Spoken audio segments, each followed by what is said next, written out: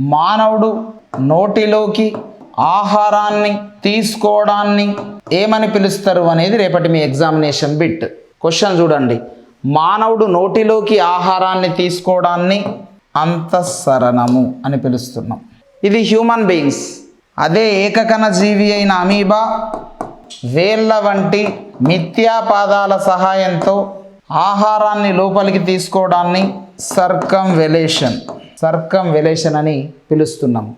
Okay, next వచ్చేసి హైడ్రా ఆహార సేకరణ వర్షకాల ద్వారా జరుగుతుంది. ఓకే, నెక్స్ట్ వచ్చేసి నత్త ఆహార సేకరణ ఎలా జరుగుతుంది? నత్తను పైలా గ్లోబ్యులా అని పిలుస్తాం. ఏమని పిలుస్తారమ్మా? పైలా గ్లోబ్యులా.